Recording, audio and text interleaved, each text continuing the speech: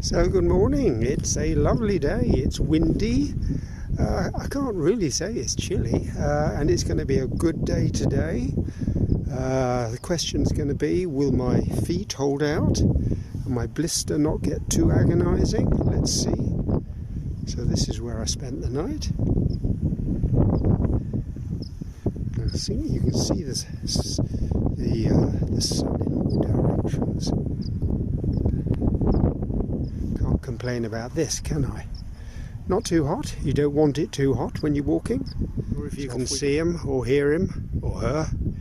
I think it's a baby golden plover, and the head's golden, but the rest is a horrible black and white and ash and grey. And this is the sea, the North Sea, and over there is Denmark, Norway and Sweden. Well,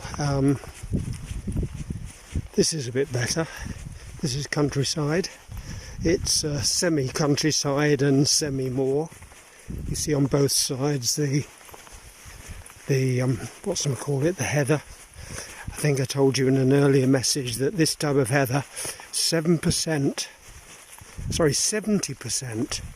of the total global acreage of heather like this is in Britain, and most of it in Britain is here in North Yorkshire. Anyway, as I was about to say, this is very nice. I'm getting away from the cars, but bloody bikes go up and down here. I don't know, I can't get away from them. If I get away from the cars, I can't get away from the bloody bikes. Just passed a lady back at the house back there. See the house? There's a lady parked herself, cross-country bike. I think they think they're sportsmen, but it's just so easy with modern bikes, and very often they have a battery motor on to help you up hills, you know, and they have ridiculous stretches of gearings such that there's no effort to get up a hill. So I don't think it's a very sportsman-like, healthy activity. It's a rather nice looking valley, isn't it? A dale, as they call it. Danby Dale. I'm not quite sure which one that is actually. Let me look it up and tell you. So back to the road, easy walking. To a road, a little road. Unfortunately, it's also back to bloody cars. God, bloody hell. This isn't a remote country walk at all, I'm afraid. But that's a lovely dale down there, isn't it? Can you see it?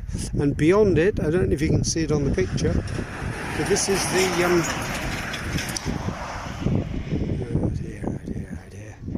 This appears to mark the end of the North Yorks Moors National Park with its heather moorland, which I think I mentioned this earlier, is the largest contiguous stretch of heather moorland, and 70% of all the world's heather moorland globally, 70% is in England.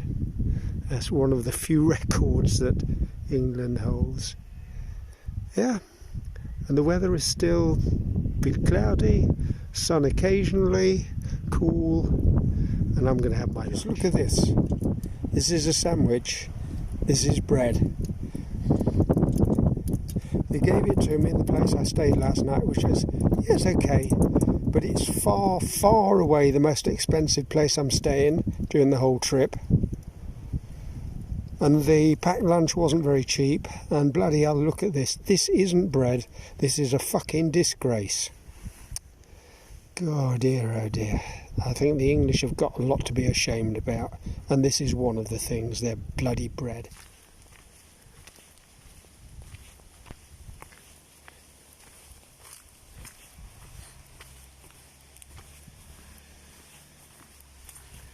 This is Glaisdale, a little village. I'm back to civilization now and off the moors. This is a nice little corner of the village.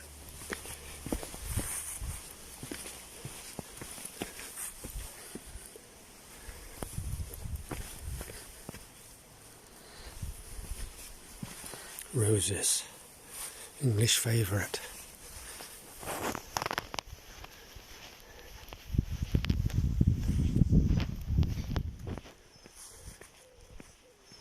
This is a very steep part of the road, and don't my feet know it, they're aching like anything, so are the knees, and when you're in that sort of condition it's worse going down than coming up.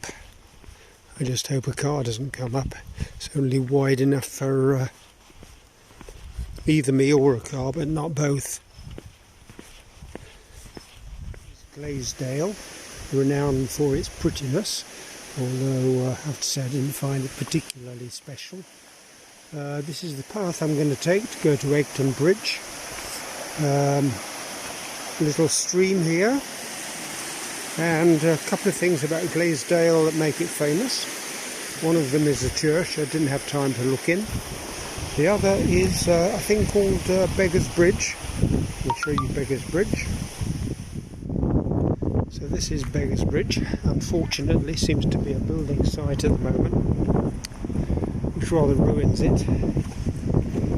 Frankly, that's something that I've noticed in the last 3 or 4 days, that people may be surrounded in beauty, but everything is bloody defaced with junk and cars and bloody God knows what, which spoils the whole goddamn thing.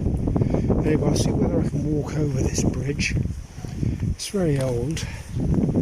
As you can see, it would never have carried a motor car, probably not even a stagecoach. But here we go, over the top. And I don't know, I suppose this is the River Glaise, I'm not sure. It's quite a nice setting, isn't it? That's the modern bridge. And I'll tell you the story in a minute about the bridge. And it was built by Thomas Ferris, a beggar, a pauper, a humble pauper means poor man, and he was courting the daughter of the wealthy local squire. In order to win her hand, Ferris thought he needed to improve his standing in the community. So with this in mind, he struck upon a plan to set sail for Whitby and seek his fortune on the high seas, like lots of people did in those times, Victorian or even pre-Victorian. The night before he put this plan into action, Ferris went to visit his beloved, who lived across the river.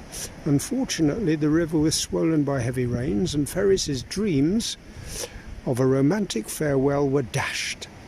The story, however, does have a happy ending. Thomas returned from his adventures on the sea a wealthy man and married his sweetheart, and with part of his fortune built the Beggar's Bridge, so that other young lovers from the neighbourhood would not suffer the same torment as he had. Now, this is the village where I'm staying tonight. Looks very bucolic, doesn't it?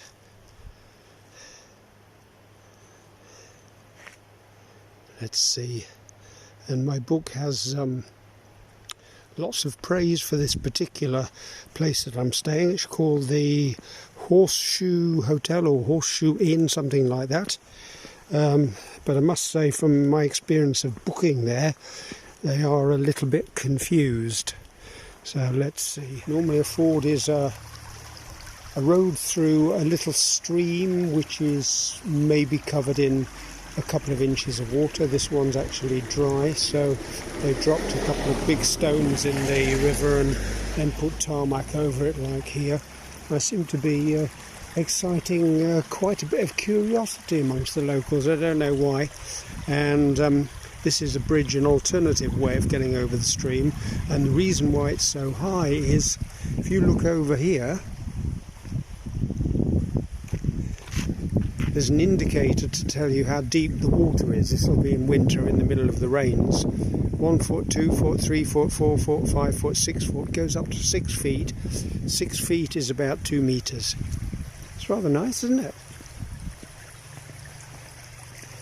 So I'm about 5 minutes from my hotel, and I'm sure they'll have screwed it up again like they screwed it up the first time. Have a look. This is the hotel. This is of course the car park, and that's their beer garden. And I know exactly what you're thinking, because I'm thinking it as well. So I've just arrived. They were very nice, very apologetic, and I'm all fixed up, and I seem to have a floor of the house to myself, because what they explained to me on the phone was he's gone crazy and somehow there was double booking, but they have got a couple of empty rooms in their own house upstairs, which they use for overflow, which they've got at the moment. So this is it. Nice big bedroom, looking out onto apparently the garden. Very nice. Yeah, some broad leaves as well as the obligatory conifers. Yeah, so that's the living room. Oh dear, my feet are bad at the moment. I need to take my shoes off. Got my own little corridor apparently. And I think there's a second room here. I suppose what they do is let this as a sort of holiday suite or something. And my own bathroom with the original wooden floor. And what I'll do is I'll take some pictures outside, because I'm pretty sure this is a good 200 or more years old, this house. Yeah, that's it. Very nice. Well, I thought I'd recorded this already, but it doesn't seem as if I had. Maybe it discarded it. What I was saying was, I think this is the river Egg, and the village is Egton, and that is Egton Bridge. Actually, the village is called Egton Bridge, and underneath the bridge, if you can see it, there are stepping stones. You find some in England, but not many of them. And yeah, they're for walking across the river. I don't know whether I should try it with my wobbly legs at the moment, but let's see. And this, I think, is an island, an uninhabited island in the middle of the river. So Egton Bridge.